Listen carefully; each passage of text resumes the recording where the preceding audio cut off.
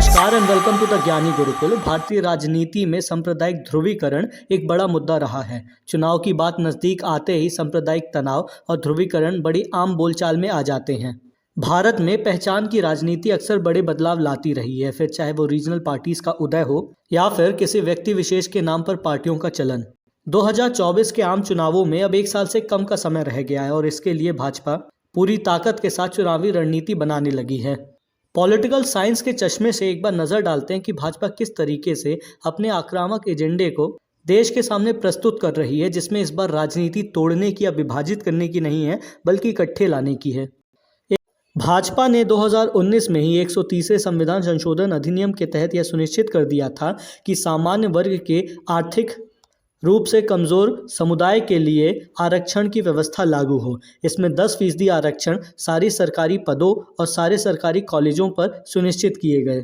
कुछ वक्त पहले ही इस कॉन्स्टिट्यूशनल अमेंडमेंट एक्ट को सुप्रीम कोर्ट ने संवैधानिक करार दिया है।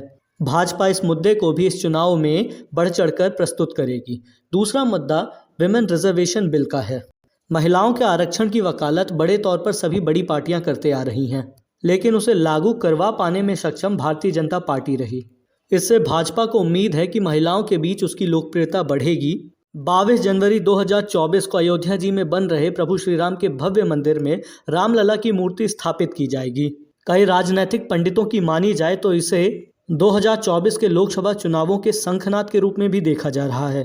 अयोध्या जी में बन रहा प्रभु श्री राम का भव्य मंदिर संपूर्ण भारतवर्ष के लिए हर्ष का विषय है। अधिकतर हिंदू अयोध्या जी में बन रहे रामलला के इस मंदिर को अपनी आस्था के साथ साथ पहचान के रूप में भी देखते हैं। राजनीतिक पार्टियां जहां इसे चुनावी हथकंडा कहती हैं, वहीं भाजपा गर्व से इसे अपना कर्तव्य बताती है।